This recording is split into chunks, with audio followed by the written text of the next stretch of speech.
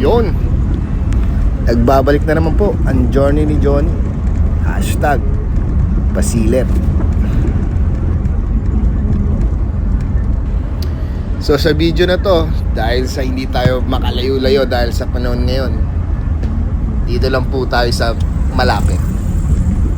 Sa mga taga-Antipolo dyan, Rizal, Binangonan, alam pong napupuntahan itong spot na to. Sa mga taga Metro Manila na hindi pa nakakarating dito, ipasyalan nyo na.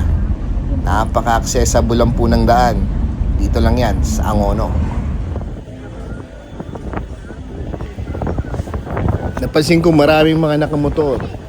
So hindi lang siya basta kainan, pwede rin gimikan, pasyalan, syempre pwede rin tagpuan. Alams na mga boys. Pwede ka naman mag-park lang sa daan. Syempre kung mag-i-stay ka at gusto mong kumain, meron sila mga parking. Bayad nga lang 30 pesos. Pero sulit naman, safe naman yung sasakyan. So ayan, diyan kami nagstay. Syempre kailangan mo ng kasama na mahilig kumain. Kasi kung wala kang hilig kumain, trip mo lang maggala, hindi naman. Overlooking naman itong lugar na to. Sariwa yung hangin katulad niyan. Tara, magtuloy tayo dun sa nagdi-date. Sa mga nagdi-date. Ang gagawin mo? Wait lang. Kulang tayo. Tignan natin. Tignan natin saan tayo mga saka manggugulo.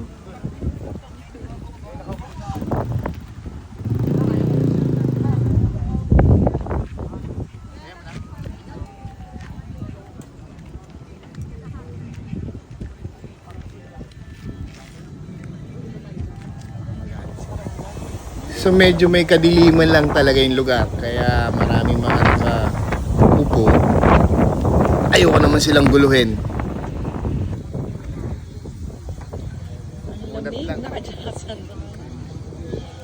So time check lang. Dumating kami rito ng mga around 10:30. Malamig yung panahon. So kailangan nyo ng jacket kapag aakyat kayo rito.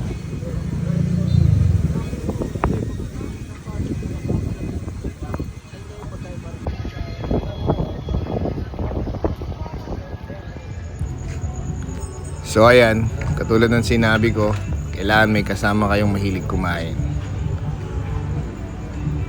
Talagang mamimili ng kakainin yan. Pipila at pipila yan pagdating sa kainan.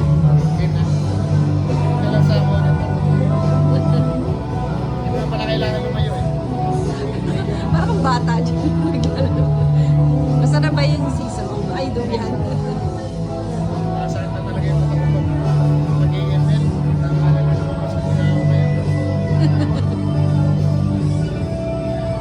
Nakakainip din sa loob ng bahay.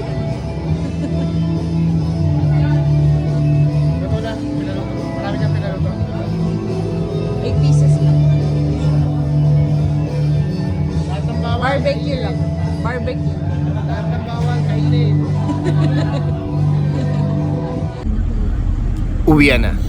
Yan ang pinaka nakakalungkot na part.